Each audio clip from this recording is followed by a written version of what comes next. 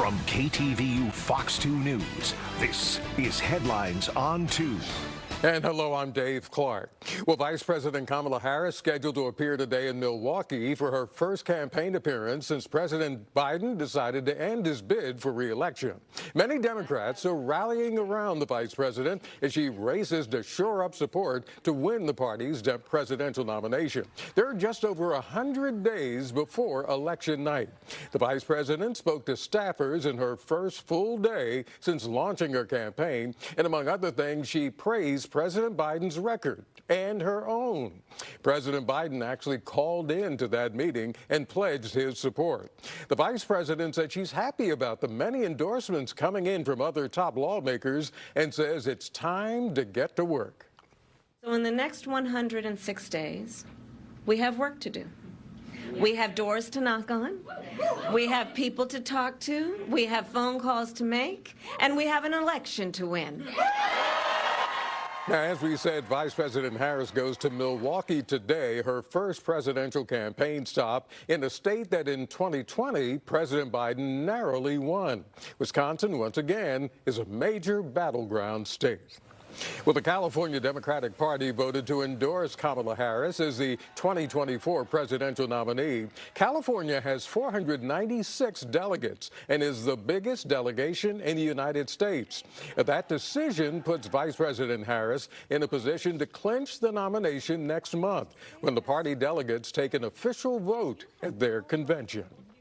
Here in the Bay Area, Democratic organizations are mobilizing to support Vice President Harris. Voters in San Francisco gathered at Manny's. And those we talked to say they feel a new excitement about the race after President Biden bowed out. While admitting that challenges are still ahead, most of them feel hopeful, and they vow to volunteer and help get out the vote. I'm very happy because my three daughters who are in their 30s were taking it out on me that we had only two old men to vote for. We were going to lose. Now we have a chance. Hope is alive. Now, Vice President Harris's campaign says it's breaking fundraising records, raising more than $81 million in 24 hours. Tomorrow, Israeli Prime Minister Benjamin Netanyahu will address a joint session of Congress. Vice President Harris says she will not preside over the Senate chamber when Netanyahu makes his speech. She told Netanyahu she'll be traveling to Indianapolis for a scheduled event and that she hopes to meet with Netanyahu later during his visit.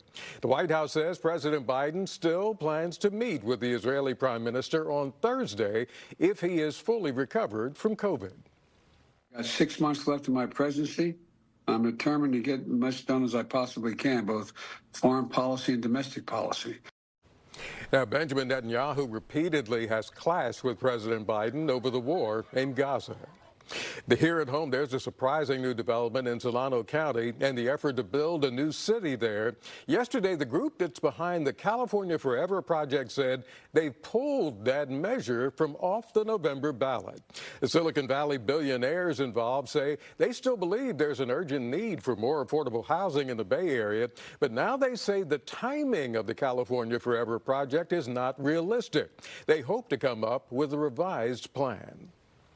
There's a way to change the process, to have more people feel like they've been heard and their concerns have been addressed, and then pass it with a more decisive majority. I think that's really important. Now, the people behind the California Forever project wanted to create a new city with 400,000 people on land between Suisun City and Rio Vista. But critics had concerns about more traffic, water rights, and many other potential problems.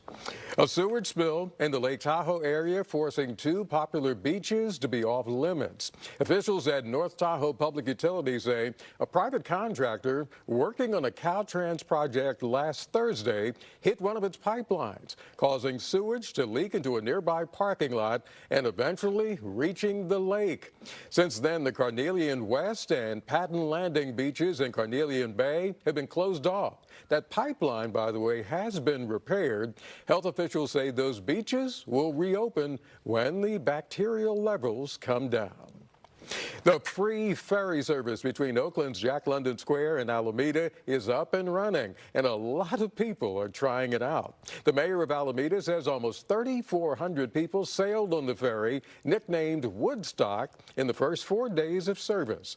The 45-foot pontoon shuttle operates Wednesday through Sunday with 37 trips a day between Jack London Square and the west end of Alameda.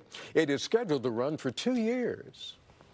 It's a matter of equity that people can go back and forth to shop, to dine for their jobs on either side of the estuary. And it is considered to be the precursor to an eventual bicycle pedestrian bridge that we are simultaneously working on.